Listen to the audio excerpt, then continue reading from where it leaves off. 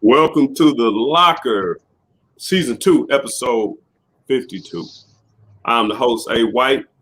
V Styles is on the road, so he is going to be not visual, but you will have the audio. He got a little box over there for you to check out. It ain't nothing but a little squid. So it's Wednesday edition. We are back on Wednesdays, one day a week, so we're going to give you all we can in 1 hour a week. What's up, V Styles, man? You driving safe, man?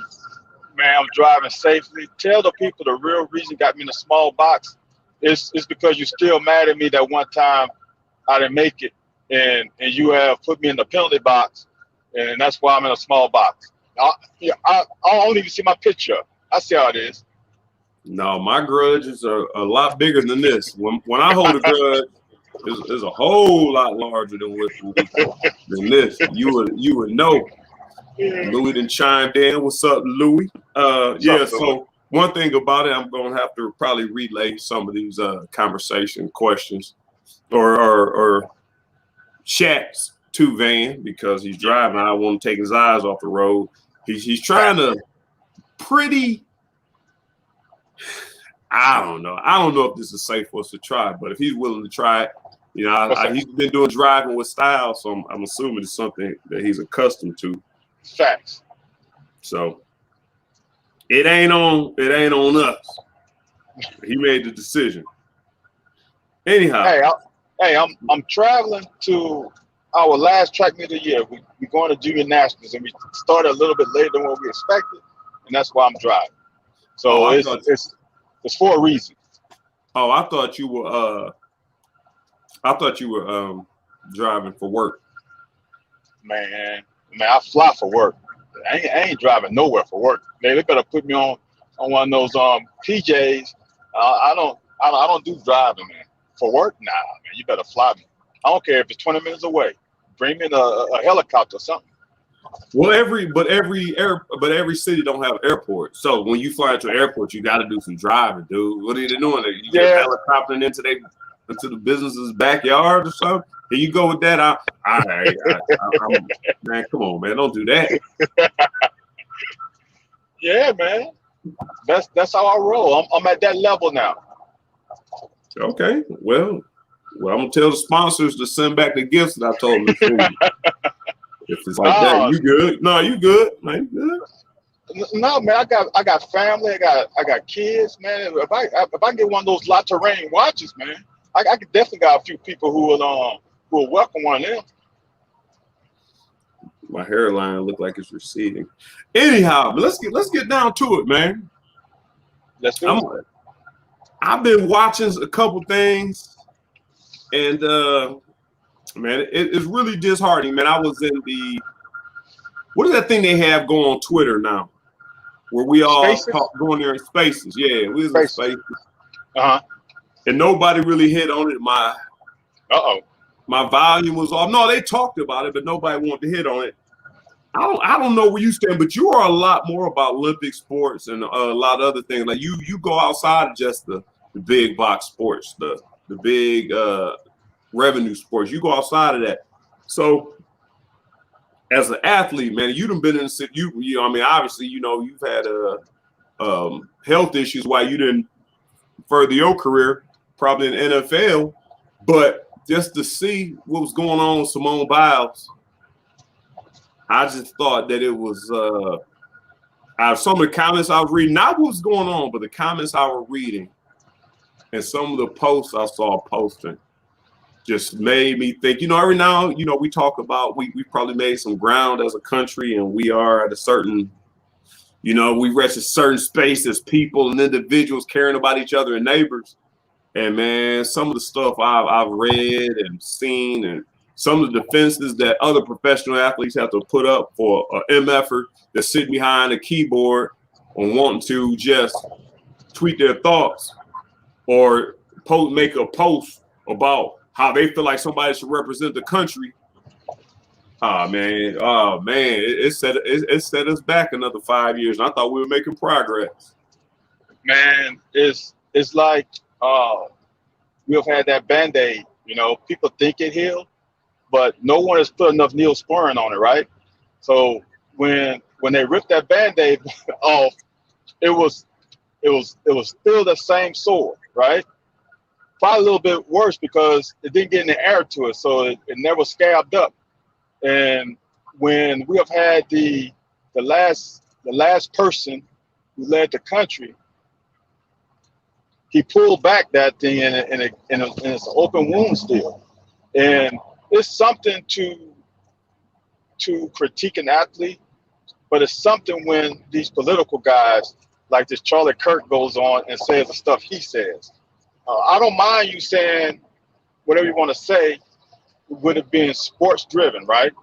Right. But once it became political, now that's when the problem comes in there with me.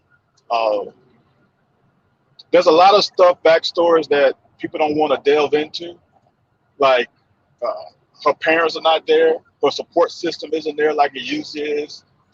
It's like that the whole abuse situation with the doctor, like a lot of stuff is out there that can cloud your mental health. And even if whatever you want to say, you got to take it from the athlete who is the best gymnast in history. So are you really going to doubt the stuff that she's done? Like they have said she participated with broken toe.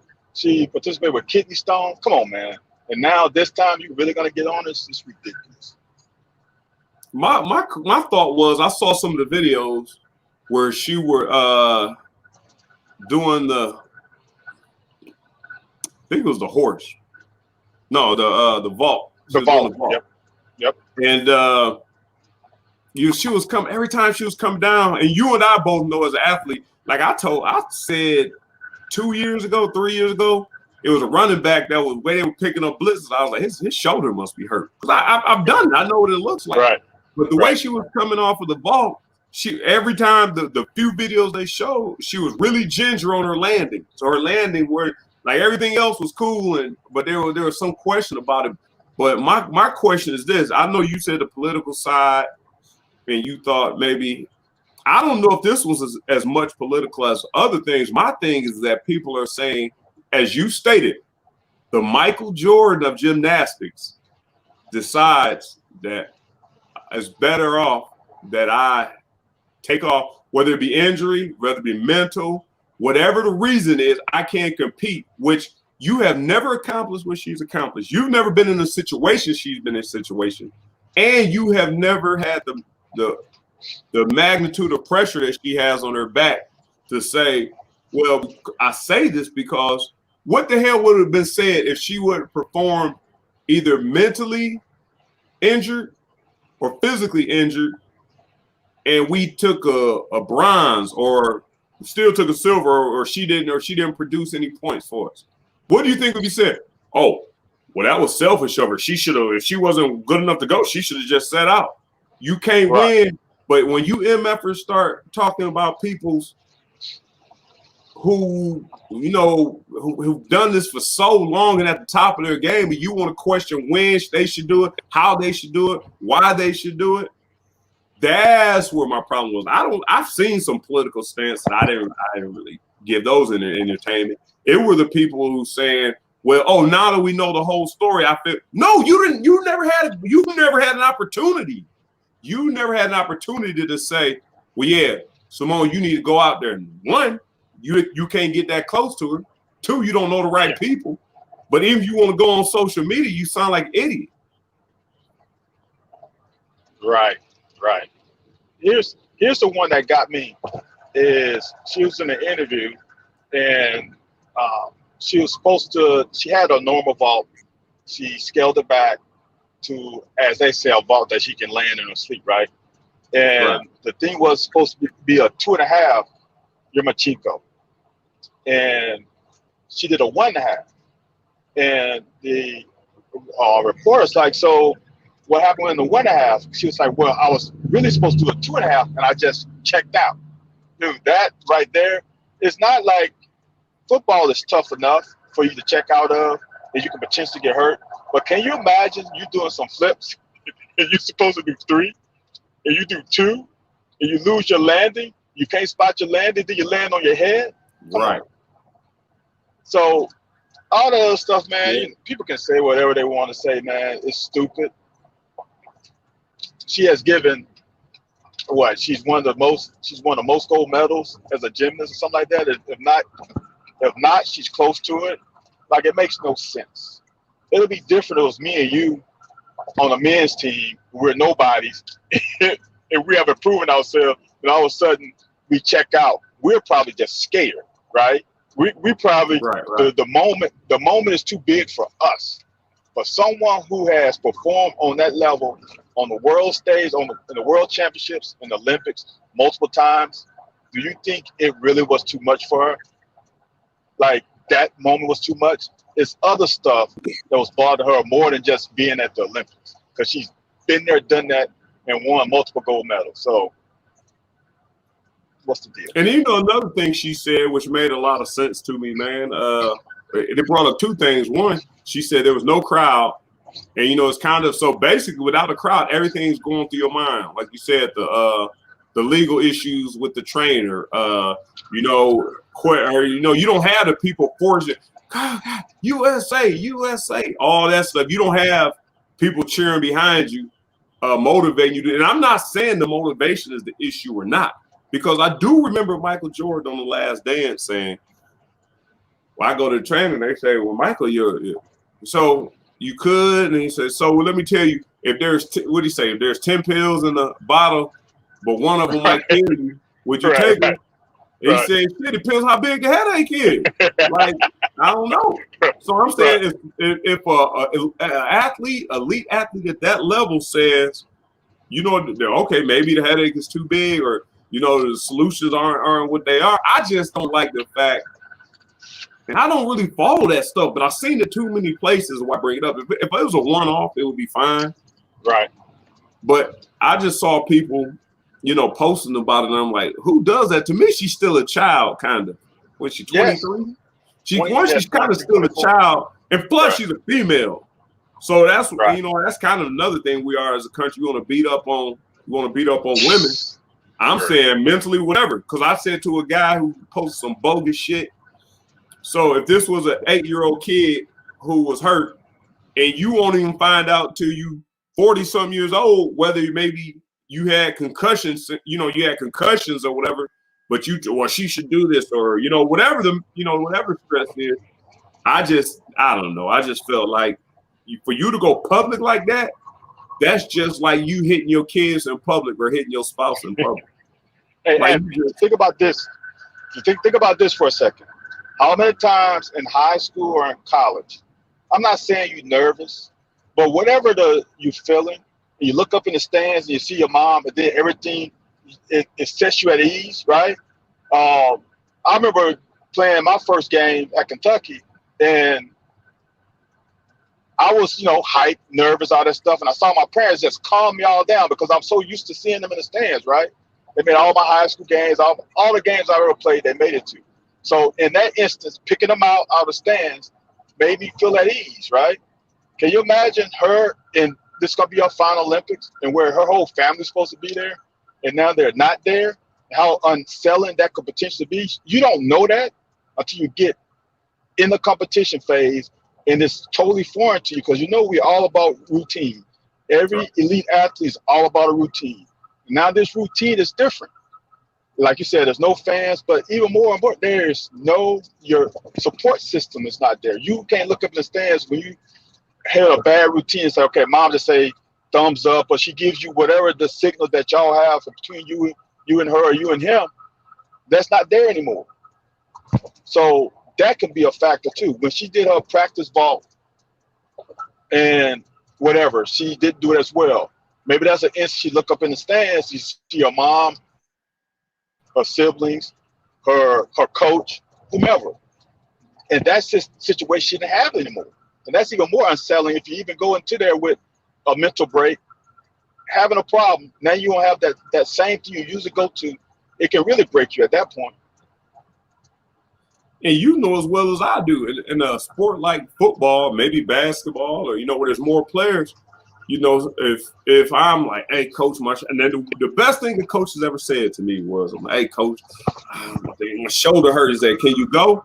I hurt pretty bad. And he said, can you give me a couple more plays? Because basically, one, the starter typically knows the playbook better, where you can call things on 3rd and 7 where, you know, it may take a play action, it may take something else. But when they say the coolest thing ever been said to me was, hey man, if you can give me a couple more plays, because you going to 50% will be better than me putting somebody younger in who doesn't know that we not 100% know what's going on. It's fine. I say that because in gymnastics, if she goes to her coach and say, hey coach, I don't think I'm gonna be able to, you know, go. And the coach looks her in her face and say, yeah, I agree with you, whatever the coach say. But if the coach thought you could have made it, the coach would have made a decision of, hey, I think, hey, we need you. I really think you could do it. And that wasn't the case. I just don't know where all these damn civilians coming out the woodworks. Now all of a sudden, Olympic aficionados with all kinds of damn opinions and bull and BS. We all know it's the time that we live in when you have access and ability to troll and just say stuff. Some people say it for more money, right? Because obviously someone thinks that. We're not a world where some people don't have bad thoughts and feelings about athletes. We all know that. We are going through that even pre-social media time where people would send you mail. I don't know if you ever got mail at the K1 and someone said something crazy to you. No. So, you haven't got? Oh, dude. No, because I wasn't living in K1 when Mommy came. That's K1. right. That's right, dude. People used to send mail to K1. Yeah. People used to send mail to K1. So it's different now because they have access to you easier now. You know, there's instant contact to you. So that's just how people are, man. People there are some people with haterade. There's some people with demented thoughts. There's some people who are just stupid. There's some people who wants to get a rise out of people, right? There's some people who just say stuff just to try to get a rise out of you. And now with social media, all those people can unite, right? Because they got kind of a similar voice with different results that they want out of, but they got the same exact process that they want to get people to either get a rise or they just stupid.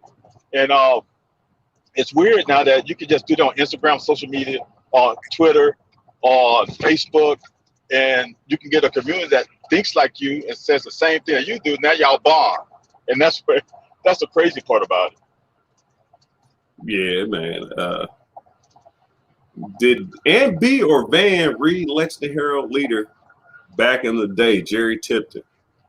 I didn't read the newspaper, and plus, our team wasn't as unsuccessful as Van's team, so I don't know what they really were reporting bad about us. But there you go. Was there something? You remember Jerry Tipton? No, I definitely read the newspaper when I was playing. Come on, man. Look, this is what I tell people all the time. UK won in 2 years more games than I won in 4. So I had no reason to read the newspaper. Yeah, no. If I had a good game, I would read it. Otherwise, if I didn't, no matter if I had a good game or not, here we go. Trigger word. Whether he had a good game or not, it's going to be about Tim Couch and Craig East.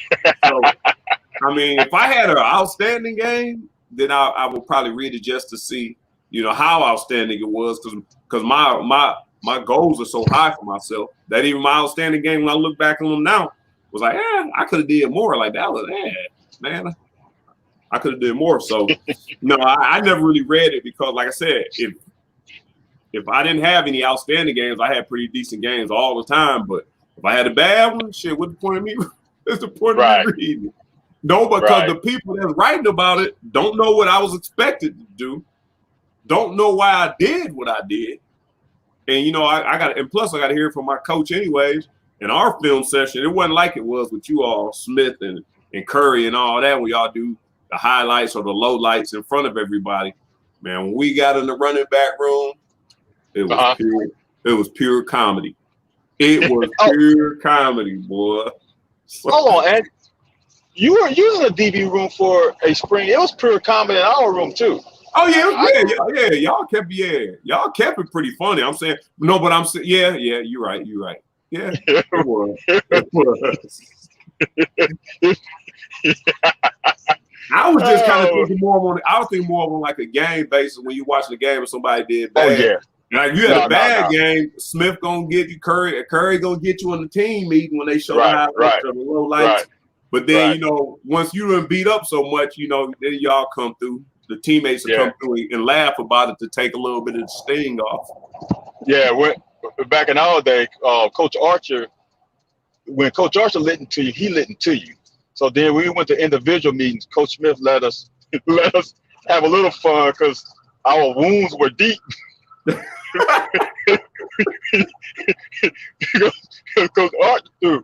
Coach Archer did not care, man. Dude, he said some stuff in team meetings, man, that it still hurts me to this. Like, and it wasn't even about me. It was about teammates. And like, it still hurts me to think about the stuff that he used to say to my teammates, man. It was rough, man. Them team meetings, that defensive meeting after a game, win or loss. It was actually worse when we won a game because then he felt even easier, less angst to even talk about you more. Yeah, it was bad, man. That way he didn't have to really collar you any because shoot, man, you already smiling and pumping your chest, and now he's going to bring you back down to earth. Right. And we need to bring Dante back on. Ask Dante Key about that Louisville game where he was whatever player of the week, SEC player of the week, of the nation, but whatever it was, dude. Coach Archer lit into he lit into him that game, man. It was crazy. Was Scott Watts said, was Chicago media hard on Vane? Nah, man. I don't know if Chicago media even knew about me. You know what? They did because I won a Piccolo Award, and that's how they knew me. But other than that, nah, man. They didn't know. They have no idea who I was. He says Pat Ford's daughter is getting replaced on her relay swimming team. Uh-oh. While he's covering ESPN. Wow. She's young though. But I mean, as a parent, which relay? Which is that the 4x2 freestyle relay? Is she on that one? See, you deeper than me. He didn't say. You deeper It's gotta be than me. It's gotta be the 4x2. Huh. Wow. I can't imagine covering sports and my son is kind of like, I guess, like Jordan Rodgers covering Aaron Rodgers. A little difficult. Jordan don't like Aaron. I know, that's what I'm saying. That's what I'm kind of like. But I mean, either way, like if you got to beat them up, if you want to beat them up, but you can't really beat them up because you got to be professional. Because Aaron seemed to have everybody by the balls, man.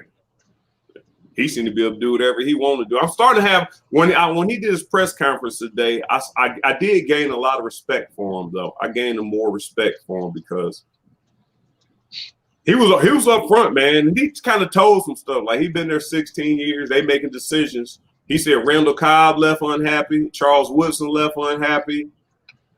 He said a lot of people left there unhappy, and he didn't get any say so. And he felt like he's been there long enough. And it's kind of bad. I think it all come to a boil too.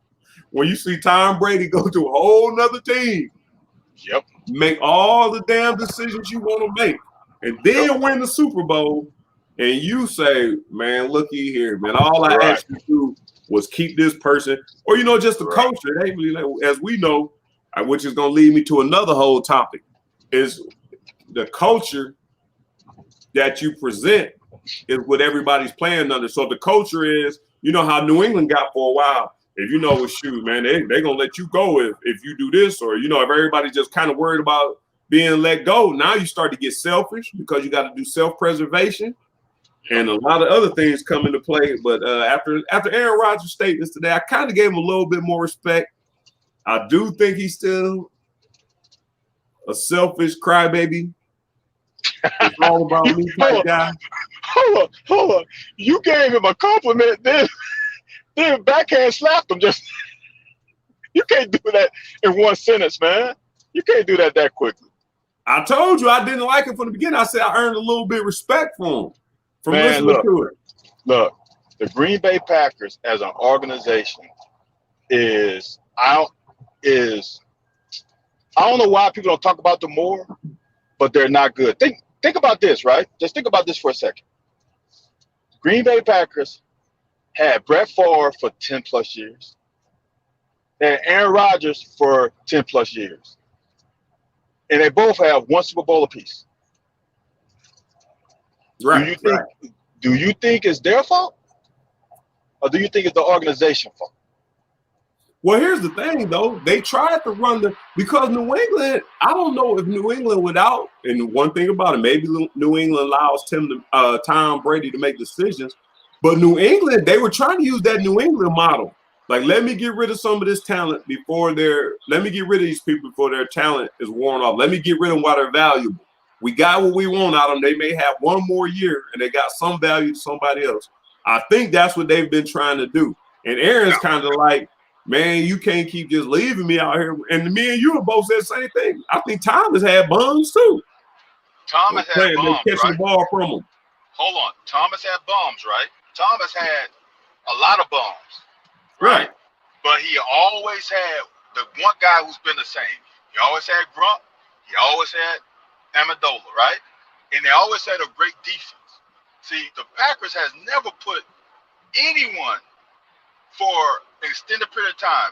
The one thing the Patriots do, like you said, they get rid of you when about 2 years before you before your talent decrease, but they also pick up people, right? The Packers won't pick up a free agent. Yeah. That's the problem with the Packers. They will not pick up a valuable free agent and pay him top dollar. Or even a free agent who is kind of on that last leg, but he has like a year or two left, and the Patriots will always get one of those guys off the heat, and he'll come in there. He's a quality veteran. He's a great role player. He's a great locker room player, and they push them over the top. The Packers has never. The first player that I remember in recent history that they got is Smith from UK. Yeah. Zadarius is the first guy that I remember that they pick up as a free agent and paid him free agency money. But they haven't paid. Just think about this. The Patriots got Randy Moss, right? Right.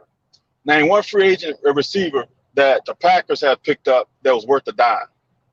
Yeah, you're right. They drafted them all. Yeah. And that's the problem. You're right about that. We're gonna everybody on here. The Locker Club is everybody's happy that Cobb is coming back, man. And you know how I feel, man. I'm happy Cobb is back because he gets a second chance. And now that's another reason maybe I'll give Aaron a little mulligan because I thought Aaron was doing Cobb dirty. I had him in fantasy football, so I know Cobb's number. Like he wasn't getting targets, man. He wasn't even getting targets, and he underneath route. He would rather chuck up a double covered fade or post route rather than just dropping underneath and take the easy 10 or 12 yards. So we're going to go pay a couple bills. We're going to come back in about a minute. But we're going to regroup on this a little bit. We'll be right back after this. Influential people put on more than just a watch. The La Touraine Compass is a classic timepiece that has rewritten the script on what can enable ambitious men to project confidence, attract the right kind of attention, and be priceless. We've created your watch with unparalleled comfort and style that is lightweight and durable without compromising precision and detail. Designed for work, play, and pleasure, this watch is at the heart of your next statement. From our family to yours, La Touraine. All right, there we go. Go check out LaTouraine.com. Check out all the watches they got on there. Do your thing. Put in the code SMST, which is for Sunday Morning Sports Talk. That's my other side gig. No, that's my real gig. This is my side gig. Get it right. Get it right. Go check out SMS SMST. Use that code on checkout. Save yourself 10%. But here we go. Back to what we're doing. Yeah. So Aaron Rodgers. Whoop. I'm not going to stay on that because I just got on that because it kind of led me in the conversation we were having before. Derek earlier posted that Katie Ledecky is replacing Ford's daughter. Oh, that makes sense. That totally makes sense. I'm unfamiliar. Okay, well, Katie Ledecky is one of the premier, I guess what I would call middle to long distance freestylers in U.S. history. So for her to replace Ford makes sense. Now she did struggle though in the 200 free a couple of nights ago. Or what's that? Man, my days are mixed up with the Olympics. She didn't medal in that 200 free. I think that it's no thing. That was the first time she didn't medal in her Olympic history. She finished 5th. So maybe this is her redemption story because she didn't swim well in that open 200 free. So maybe this is a time for her to come back and show what she's about. If it's a 4x2, I think it's a 4x2. Okay. So we're gonna try to get back. There's another topic that came up yesterday that we kind of discussed a little bit. We bounced around. I'm gonna bring this up real quick too. So Kentucky, now I want to see where you stand on this. Kentucky signed this class's or 2022's class's fastest player in the country, fastest high school player in the country. Yes. Receiver Jordan Anthony. Yes. Only because his last name is Anthony. That may have had something to do with it. Because once you get Anthony Davis, Jordan Anthony, Anthony Epps, Anthony White, Brad White, you know what I'm saying? When you make those combinations, sometimes I think they just hop on it. I feel you. So Jordan Anthony runs a 10-2. Is the jury still out, or you sold?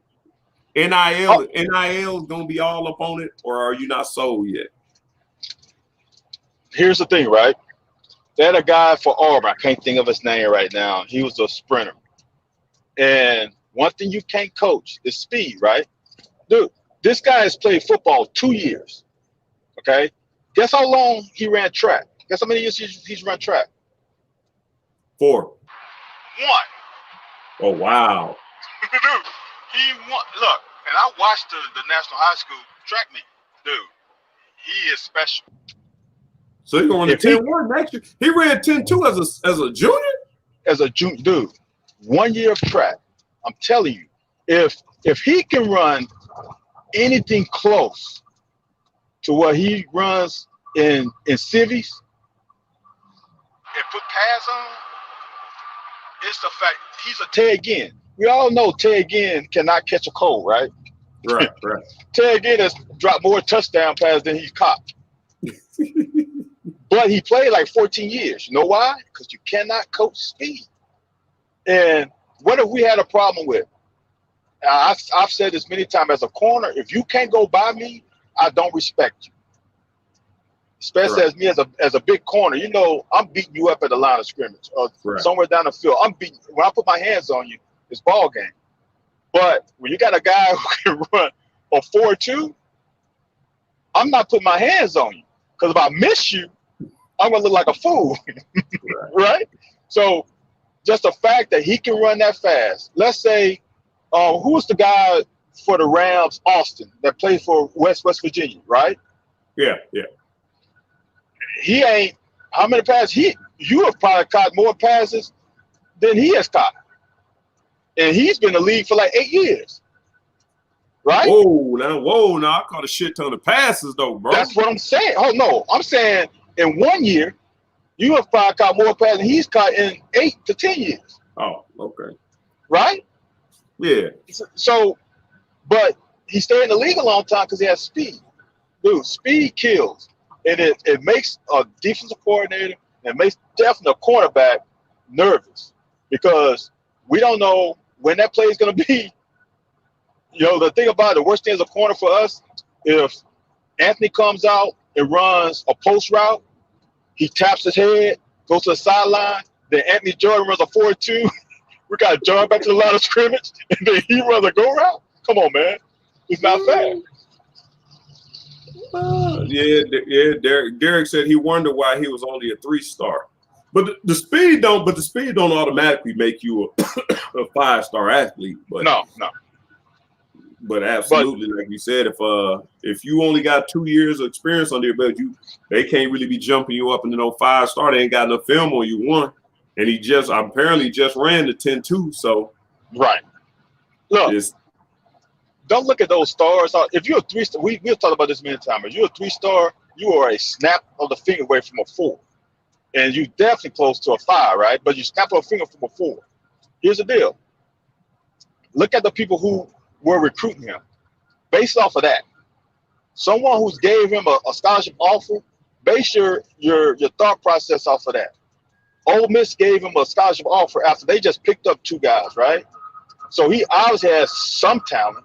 Now, he probably raw, but he's got something that other guys don't have. Yeah.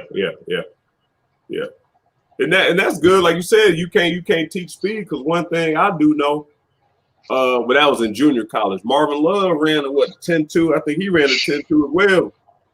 We had to move him to DB. So that's one good thing about it. If it don't work out a receiver, because that's what I asked the coaches. I said, if it don't work out a receiver, you know what's the deal there? Like, he's like you said, he's still kind of raw. But if you ran a 10-2, and here's one thing, this was kind of what I wanted to get to or ask you. Somebody was saying, well, man, he ran a 10-2, whoop-de-whoop, blase blah. Have you been on a team where the fastest person on the team was the best player? Have you ever in football? Yes. I ain't never been on a team where the fastest person was the best player. Never. Yeah. Okay. And where was this at? It was me. If you're the fast person on the team, I can't believe that. Dude, exactly. No, Anthony. Have we not had this discussion? Remember the team I played with in high school? I went to a small 2A school. There wasn't that much talent on the team. But when I was younger, Warwick Dunn was the fastest person on our team, and he was probably one of the best. I would say He was faster than K. Frank? At that time, yeah. Remember, K. Frank played tight end when we were small. Dude, K. Frank was a tight end when I played Little League ball. They brought up Devontae Smith. You think Devontae Smith the fastest on Alabama last year? You think he was the fastest? For sure?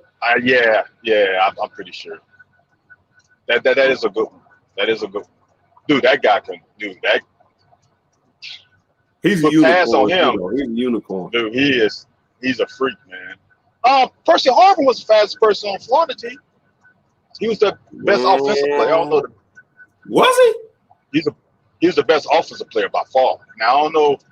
I can't remember that defense. Who was a corner on that defense? But he was their playmaker. Dude, Percy was everything for Florida offense. Trying to think we played. All right. And so speaking of which, what did DK Metcalf run that 100 in? 10-4 or was it 10-6? I think it was 10-6. Wow. Look, hold on. Before we go any further, just think about this with Jordan Anthony, right? Let's say he never develops as a receiver. Let's just say that, right? Okay. Can you imagine?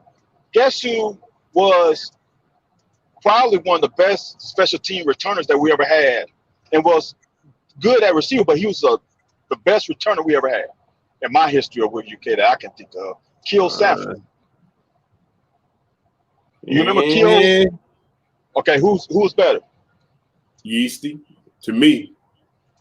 Okay. I ain't gonna say better. Yeasty would get in and out of that stuff quick. Keo can make a couple cuts and get going. That's Yeasty, the problem. Yeasty would make something out of it. Who wasn't there? Yeasty was something quick. I don't know how quick Keo was. Keo was fast. Yes, what I'm talking about is the ability to go for the home run. I'm not telling. We had some guys. Dan Ariza was a great punt return because he would catch every ball, no matter where it was. He would catch every ball. I'm just saying the fact that you can turn Jordan Anthony to at least a special team threat. Yeah. If he doesn't turn out to be a great receiver, put him on kickoff return, put him on punt return. He could be deadly just in those two spots. That's typical what we do. I thought the past couple of years, I think it was under Brooks, some of it. Now we kind of put back there, I think, people who used to catch the ball. We had Tisdale back there smoking, which I don't know, smoking. I don't know. But I think that's one of the positions I think we will put him at as a kickoff return. Like, man, tell your dudes, man, just hey, y'all just lock on to somebody in front of you. For a split second.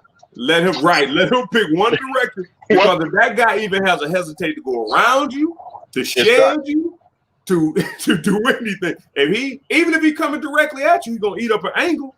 So all you gotta do is just get him. You ain't even gotta touch him. Because if he shoves you, he gotta stop running to shove you. To go around you, he gotta lose ground. And if he try to take an angle and try to avoid you, it's ball bad. Look, he's getting a running start while you running to him. That's why Devin Hester with the Bears, that's what he was. You know, he's not going to return a lot, but he can do it. Just imagine we can get 2 kickoff returns for touchdowns this year, or when he comes as a freshman. Just imagine that. Just the momentum shift that does, the mental energy that teams have to devote to stopping a guy on kickoff. When's the last time we returned to effing kickoff? Randall Cobb? We ain't returned to kickoff in a long ass time. I thought we returned maybe 2 years ago, 1 or 2 years. Lynn Bowden did he? No. Who else was back there? So I thought somebody did, like 2 years ago. Did we get one against Louisville or something? Or did we get close? Something? We did everything against Louisville that 1 year. We probably did. Right. I knew it's been a while. But just think about this. If you got that guy who gets you 1 kickoff return for a touchdown, guess what happened to that special teams coordinator? He's gonna start putting some defensive guys on that kickoff coverage. You know what that does? That takes a couple plays off of that guy's body. Yeah. We just needed Louis over there getting antsy, man. He said he ready, man. If he get antsy for the season, man, he ready. I'm ready too. Everybody want to see with that offense, man. I'm telling you, man. Hey, Liam Cohen, I don't know how the hell I messed that up. Liam Cohen can be a rock star at the end of the day. In his first game, hang 50, do like Hal Mummy did when he first brought that air in, hang 50 on somebody. But if you bring out that bullshit in the first game, hey, dude. If we go 3 and out, any in the first win, maybe I give you the first series. If you go 3 and out, only the first series, I give you that just because it's jitter. But you and I both know you're supposed to be amped up 1,000. So that first handoff or whatever play action should go to the hizzy. I'm about to say, how you gonna go 3 and out when you got one of the best running backs in the SEC and you are a play action team? It to me, it's like when I play high school ball. Coach gave me 2 plays. It was a passing play and a running play. It was my decision at the line of scrimmage. They share the same thing. If they put too many people in the box trying to play that wide zone, man, boot that thing out and you get that ball to Rigg or to Bates, and let's get 5 or 6 yards on the first down. And to me, it's simple football. There we go. Sarah says Lynn ran one back in 2018. Your boy Derek. Oh, that's right. I thought I remember Lynn running one back. Derek says reports say, which Derek, we don't do reports here without no names on the report. Says Joey Gatewood is balling as of lately. So hold on. But did you not see that picture with Will and Wandale and Josh? And Josh Ali, yeah. That made me hesitate for a second. Nah, just because he big don't mean nothing, man. No, not the big. Just the fact he took the picture. They with got the to put. two But that was best who took offensive the weapons. picture. The question: who took the picture, man? That's what I want to know. It definitely wasn't Joey Gatewood. Yeah. I guarantee it wasn't Bo Allen. It could have been one of their buddies. We didn't know who posted it, not who took it. Who posted it? Oh, So this still had the name. It's on somebody's social media. no, it was a football. Kentucky football sent it out first. Okay, yeah, I seen on Larry Vault. I seen on Vault's Views. Larry Vault's Views sent it, and it still had the names like tagged to it or whatever. So I don't know. They trying to get stuff going, man. But we need to. I don't know, man. We need to see what the offense do, man. We don't come out and if we don't put up 21 to 28 in the first quarter, I ain't sold. Bro, this is Louisiana Monroe. This is Louisiana Monroe, right? We got one of the best backs. It is no way that I don't care if I'm trying to think of a quarterback. I don't care who. We could put Dusty Bonner back there and don't know any of the plays. Hey. No. That's no shit. I'm just saying. I'm just trying to think of someone who has no idea of the new system. You can put anybody back there. You hand the ball to C-Rod. If they're playing that, you play action. I don't need to know what the play is to play action, right? Every boot is the same. Someone's going to flat. Someone's going to second level. There's a deep clear out. And then there's a backside post or something, right? That's every bootleg. I'm either running a wide zone or booting.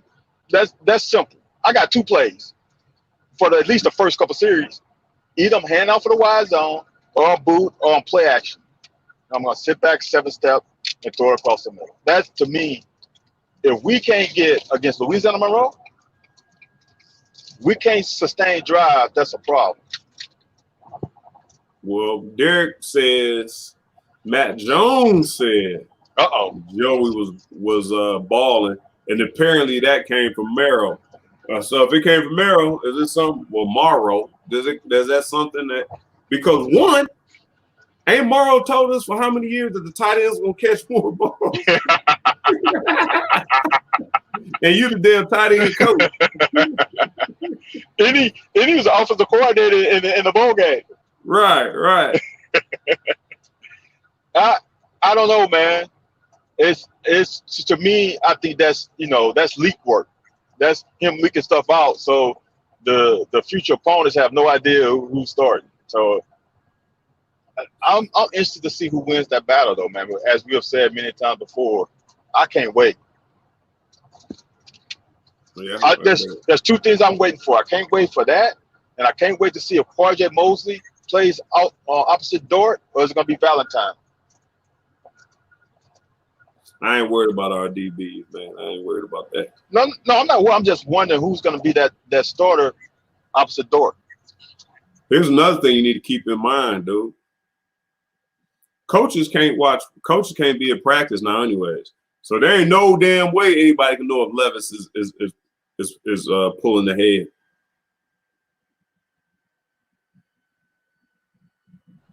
There's no way. Hold on, man. Hold on. You know damn well if they got those offices above the practice field, which I guarantee you they do. That's why they put the practice field there, offices there, so they can be not watching, but watching. Voluntary, mandatory workout. So they seeing stuff. They trust me. They are seeing some stuff because I'm sure those boys are working out right where they can see. And they can't be on the field, but they can look through the windows. Ain't nobody saying, oh, well, they got to be curtains in the football offices. Right. I say this. Well, I don't say this. Louis says he died. We will know before the first game. Do you think we gonna know who's gonna be the starting quarterback before the first game, or you think we gonna see it on once they do the call to the gates, or what do they call that thing? When or you think we gonna know before the game starts? Oh, that's a good question, man. That's a good question. Since it's Louisiana Monroe, I think we might know the week of. If it was Florida, if it was the SEC opponent, no, we wouldn't know. You know what I'm saying? Since it's a non-conference game, I think he would give that kid that vote of confidence, at least for that first week, to say you're the starter ahead of time and go that route. But if it was someone else, if we was playing like a big team, like an Oregon or something, no, we wouldn't know. Okay, I get that. Call to the post. That's what it is. Call to the post. All right, this is what we're gonna take you home on. They also talked about Texas, Oklahoma. Now here's the thing: everybody making these plans. Texas and Oklahoma ain't renewing their rights to come back in 2025 or whatever. Texas is saying they're gonna do. I don't understand why Texas, Oklahoma is doing stuff together. If I'm Texas, I just be like, man, I'm going. I don't know what you doing, bro. Like like Theo and Cockroach. No, you go Cockroach. No, you go Theo. No, you go Cockroach, and Cockroach goes. My thing is, I don't know if people know this because the way they were talking last night in Spaces, it's not. Are you aware of? It's not fully determined that Oklahoma or Texas is actually coming or has actually been voted and are able to come to the SEC. Are you aware of that? Yes. And, okay. and like we talked about it, right? We talked about this last time. I still don't think it's happening. It makes no sense. Like I said last time, I think it's a ploy to get more money. I think it's a ploy because now the Big 12 is going to bend over backwards for them, right? And now Texas and Oklahoma can get even more shares of the TV deal. That's what I see happening because it really makes no sense if they go to the 12-team playoffs for them to come to the SEC. Unless, like someone tweeted out, if the SEC, which to me wouldn't be the SEC anymore, if they added Clemson, Florida State, Ohio State, Michigan, and Penn State, and something like that happens, then it becomes a league, right? It becomes a league with two divisions, with many divisions and two conferences. So it's like the NFL with a freaking Pro Bowl and an All-Star game and a playoffs. Yeah. But if they don't do that, it doesn't make sense for Oklahoma and Texas to leave because they're making more than everybody else in the Big 12 anyway currently. Yeah, it does, Louis. It does have to be voted on. We need at least 11 votes. So we need 4 no's, or they need 11 yeses or 4 no's. I've heard that all the presidents and chancellors are going to vote yes. I've read that it's going to be 14-0 to accept them. Yeah, if the money. Well, tell me this: is there enough?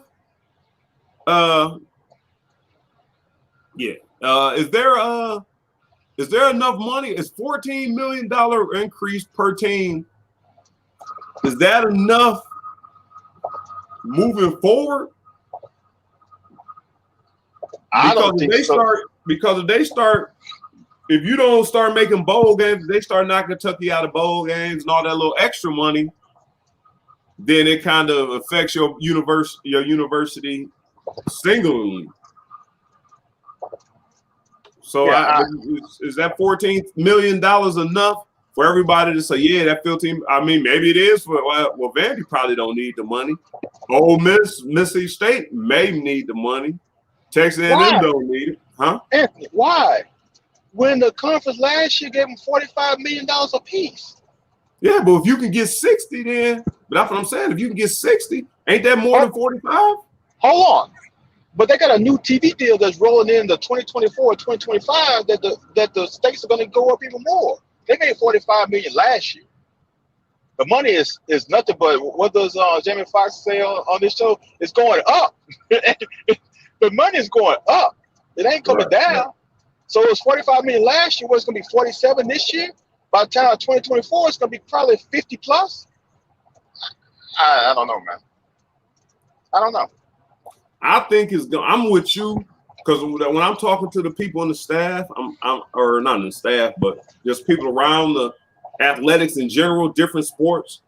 Like I don't think basketball and football really wants it to happen.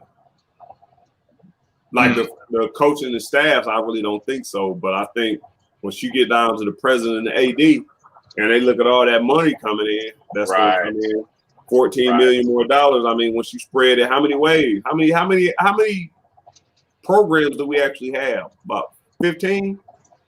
That actually counts, because when you look on the website, it's only maybe 18 teams that show up on the website. Yeah, something like that. So that's $1 million extra for them.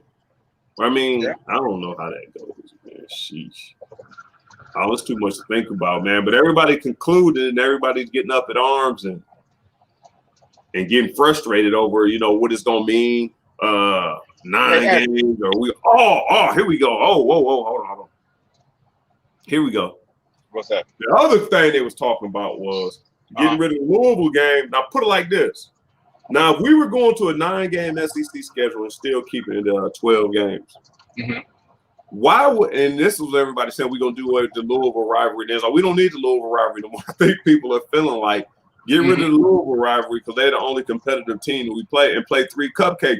Or are you saying get rid of one of those 3 cupcakes, continue to play Louisville, and then get 2 other cupcakes? What are you talking about? Isn't Louisville a cupcake though?